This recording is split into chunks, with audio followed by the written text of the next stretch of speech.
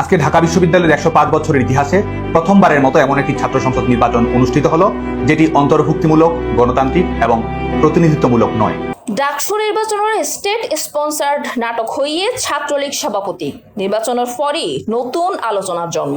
নির্বাচনের ঘিরে নির্বাচনের আগে ছাত্রলীগ সভাপতি সাদ্দাম হুসাইনের ভিডিও বার্তা এখন ফের আলোচনা। নির্বাচনের প্রায় 1 মাস আগে আগস্ট 2025 প্রকাশিত এই ভিডিও বার্তা তিনি ডাকসু নির্বাচনের স্বচ্ছতা এবং সরকারের সদিচ্ছা লইয়ে গভীর সন্দেহ প্রকাশ করছে। এখন নির্বাচন সম্পন্ন হইবার পর বোঝনে তার বক্তব্যের নতুন করে মূল্যায়ন করে। নির্বাচনের ঠিক আগে ছাত্রলীগ সভাপতি সাদ্দাম হোসেন হইয়ি এই নির্বাচন উভয় স্টেট স্পন্সার্ড নাটক, বাস্তব নয়। বর্তমান সরকার আইন শৃঙ্খলা নিয়ন্ত্রণত অক্ষম।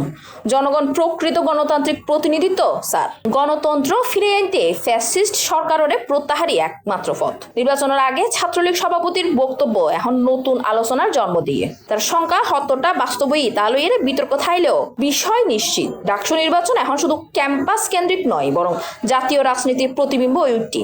শিক্ষার্থী অকলের প্রতিনিধিত্ব নিশ্চিত করতে এবং গণতান্ত্রিক চর্চা বাছাই রাখতে ডাকসু নির্বাচনের প্রতি আস্থা পুনর্গঠনের প্রয়োজন রয়েছে। যত দ্রুত হয় ততই মঙ্গল।